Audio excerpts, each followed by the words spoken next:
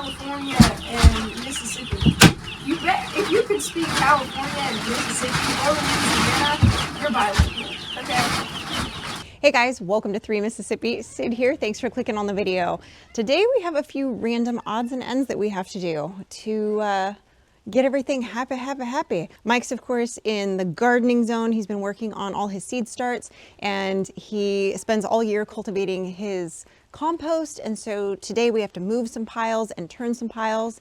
And we also had a couple of my Sebastopol goslings hatch. So while we have all those meat birds in the brooder, we are going to be shuffling things around, and Mike tonight is going to be adding some dividers for me in there so that I can separate the meat birds from the goslings, since they need to have different feeds. So we've got a lot to get done today. And we went to Scruggs today and picked up a whole mess of supplies that we needed for some fencing stuff that we needed to finish up, and some other random odds and ends and some feed and good stuff like that. So let's get after it.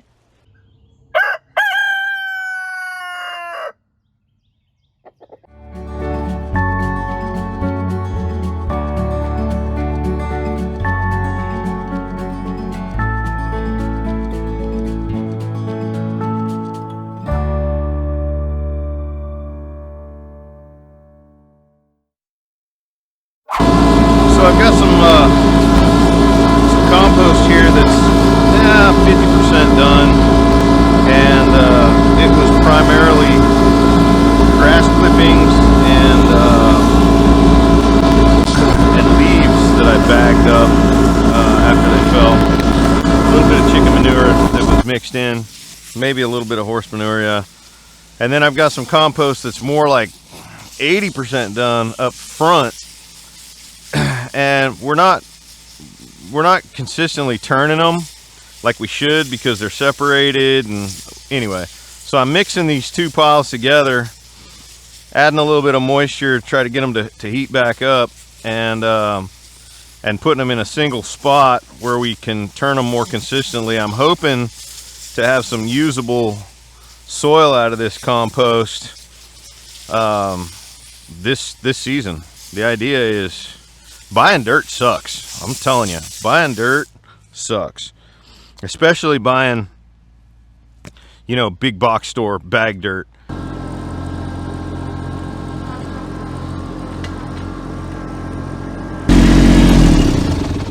So here's what we're gonna do. We're gonna move the pile this way a little ways. You're gonna get one good scoop, drop it. I'm gonna spread it out and water it while you go get a scoop of the old compost pile out front. Okay. We're going to combine these two piles into one right here. Yeah. And I'm going to water it after every layer. Capiche? Yeah. All right.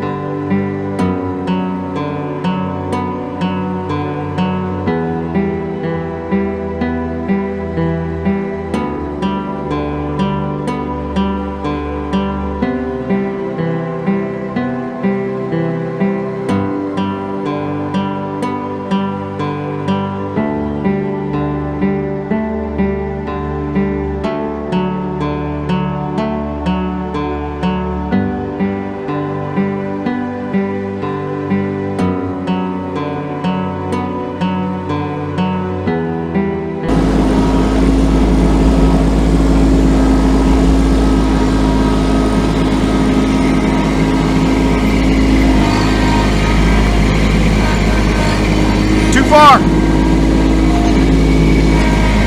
That's fine. That's fine. Just on the next couple, don't drag it back so far. We want to keep it at the same height, and then if we need to come back farther, we will. Chances are there's still going to be some left in that pile once this pile's gone, even if I'm doing 2 scoops. So either today or tomorrow, I'm going to have to add the rest of it into that pile and turn that pile's done. Okay, then where do you want me to We're do not putting anything else in that pile? pile. You want me to just bring it down here and put it where that pile is? So it's not in the front yard? We'll just add it on to this end of this so we keep a straight line going. Because part of the problem is that one keeps getting added to with pine leaves. I know. So that's part of why I wanted to get it out of there. So here's what we'll do. Once we're done mixing as well as we can mix, then we'll just take the rest of that and add it on to that end of this. Okay. That way we got a straight line. Yeah. And then next time we turn it, just remember that it's heavy old compost on that end. Yeah. And you'll probably turn it, you know, I don't know where you'll turn it to. I might turn it out right there, just so I can take a scoop of that, put it there, take a scoop of this, put it there. Yeah. Do you think you can start adding on to this end after the next scoop? Yeah. Without getting into that pile? Yeah. So we'll add another scoop of that. I gotta repile that pile a little bit anyway. Real quick. So you can scoot it this way maybe. Yeah. So we'll add one more scoop of that on this end, and then we'll start going that direction with the pile.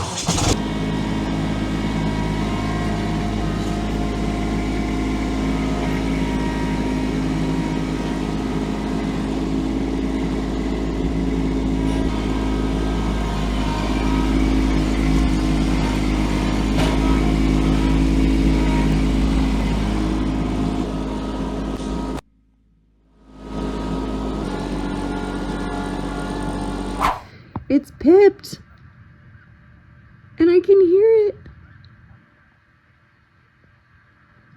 Oh, I am so excited.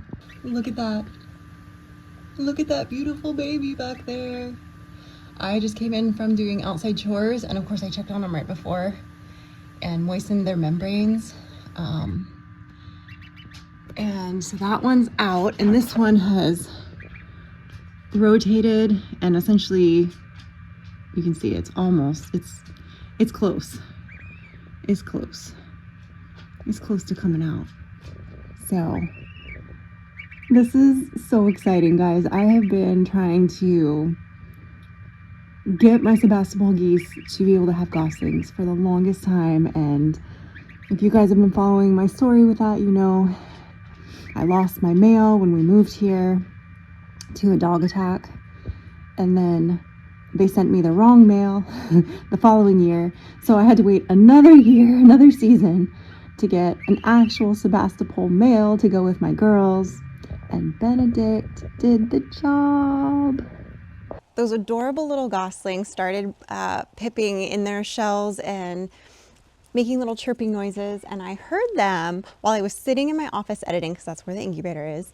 And so as you can see, I videoed some of them hatching over the next couple of days, and every couple of hours I would go in there with a Q-tip and some water and make sure that the membranes inside the shell were moist so that the birds didn't get stuck in there, because hatching time for geese is kind of critical.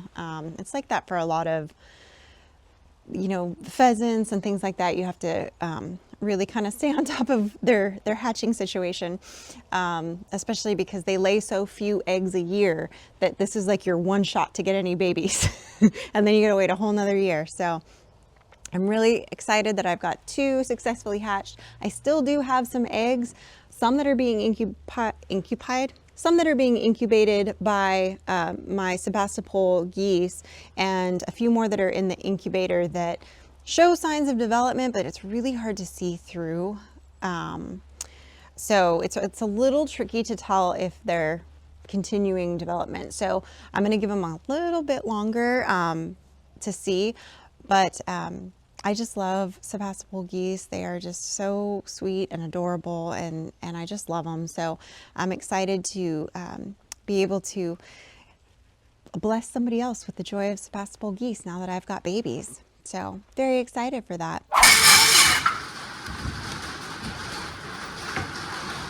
Oh, he made handles. Oh, dandy, dandy. Everything should be cut to the correct length. Should be. It's raining good out there now. Oh yeah.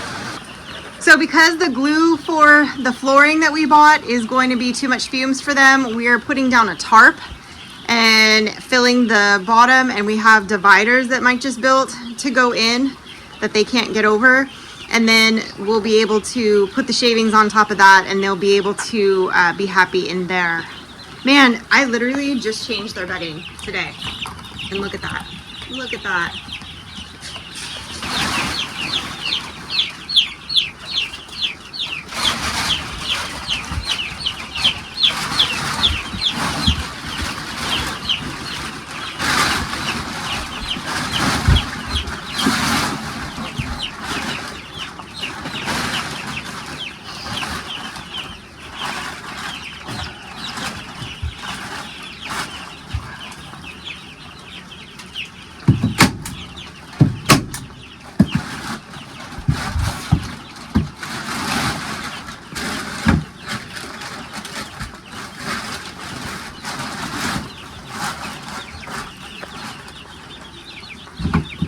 This is redneck shit right here.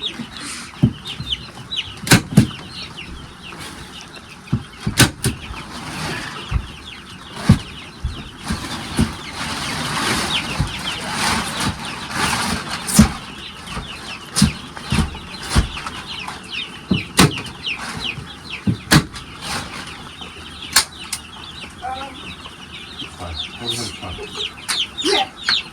What was that? It went flying towards my eyeball. It's fine.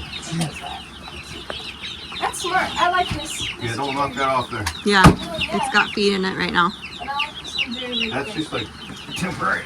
Until I build a shelf. He's gonna build a shelf for my accoutrement. Is that French or Spanish? It's French. I know my languages. I'm bilingual. Sure. I speak California and Mississippi. You bet if you could speak California and Mississippi or Louisiana, you're bilingual. Okay? That's just like the truth. Very different. Mostly if you could speak the accent. Alright, pay attention. I've been paying attention. You ain't been talking to me.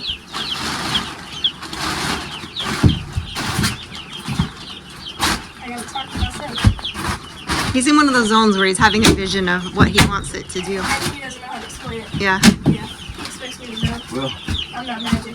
vision with me. Get this side clean. Okay. Get your face clean. Ooh. Your ass clean. I took Oh! It's okay, babies.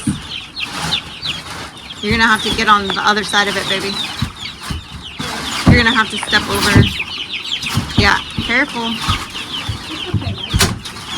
All is well. All is well. It's gonna take us half a day to take this thing back down. Yeah. Now, you think y'all two can lift that and put it in the middle of here? Mm-hmm. Yeah.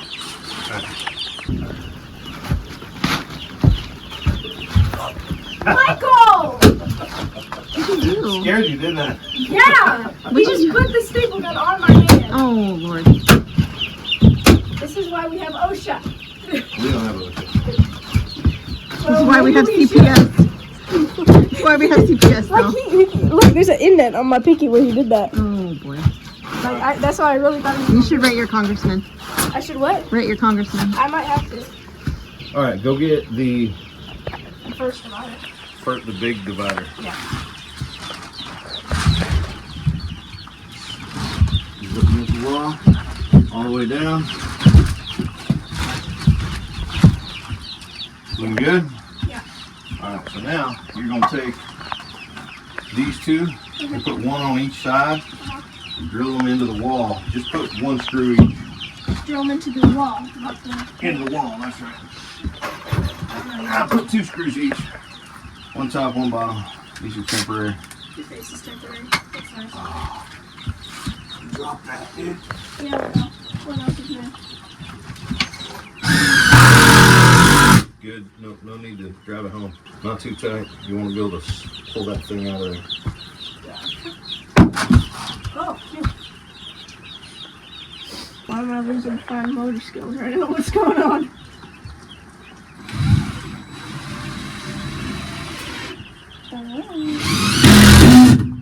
Push.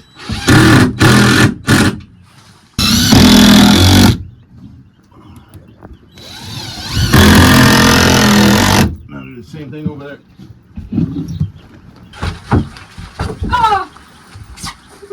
She hit her head. Oh, on this? Yes. Ouch. How about that? Tickle.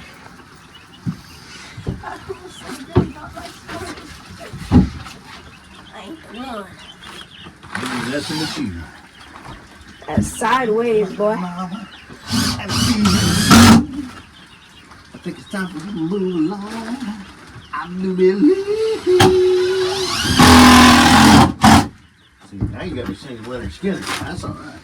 Well, that's all right, Mama. Don't go chasing Waterfall. Oh, you suck. All right, this thing's functional. Okay. What else do you need? I just need to put shavings in and then transfer the birds. All right, we're good.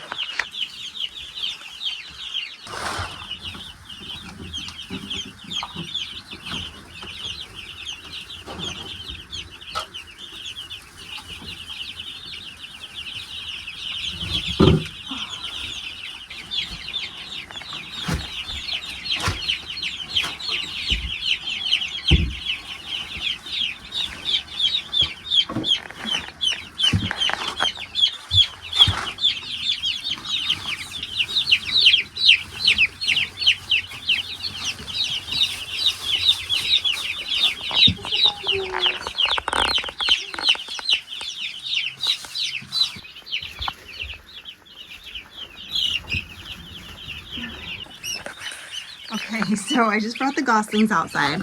Well, into the brooder. I shouldn't say outside, but out to the brooder from the incubator. And I'm fairly certain this one is a boy and that darker gray one is a girl. With Sebastopol's, if they come from pure white lines, you can tell when they're hatched. And the darker gray or with like a saddle over their wings is the girl, and then the one that's more yellow is the boy. So he's also a little larger than she is. But they're kind of trying to figure it out. This is a big change from the incubator. So, and I got these guys all moved in over here. They're eating and drinking and living the Vida Loca. And it's nice and warm in here, I will say. Like this brooder, like there's no draft. Okay guys, so it's the next morning. Everybody's been fed and watered this morning. They're doing really well. And then let's check on I checked on the goslings already, but I'll look again. So I've obviously got the little Australops in here, and then I've got a mixture of non-medicated chick feed and some starter duck and goose pellets. And then I've also got some niacin mix of probiotic. There they are. Hi, the babies. There they are. Hi. This is also going to help teach the geese to eat and drink because they'll see the chicks doing it. So that's always a good thing. A little bit of a scramble last night in the rain to basically tarp the floor and the sides here, and Mike made these dividers that are amazing because I can slide these all out and open it up to one big space if I need to. And we can add another divider in here if needed. Like if we didn't have 50 birds in here that are about to grow out to pasture, we would potentially put a, you know, a third divider if needed, if we had another kind of bird that we wanted to keep separate for whatever reason. But these babies are so cute. I just love goslings. They are just the cutest. Absolutely adorable. You're too cute. I can't stand it. I can't stand how cute you are. Do you see how she kind of has a gray pattern that goes from her wing over her back? Maybe it's kind of hard to see it, but it's kind of like a little bit of a saddle pattern across her back there. That's kind of an auto-sexing trait of straight white Sebastopol's, where the females have this gray saddle and then the boys are more yellow by comparison. And this only lasts for like a very short period of time where you can physically look at them like that with their coloring and tell before their down starts to shift a little bit. So I will need to band them probably later today. I gotta go dig out my teeny tiny bands and band so I know which one's the girl and which one's the boy. So I'll probably band the boy because he's a little bit bigger.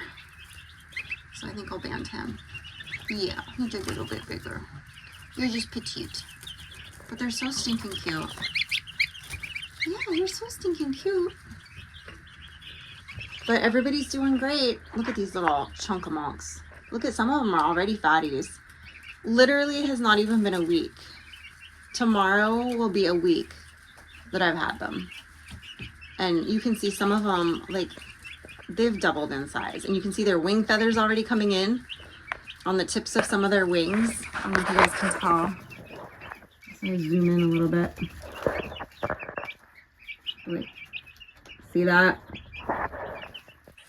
So sorry guys, I'm also not mic'd, so I know the sound is not the best right now.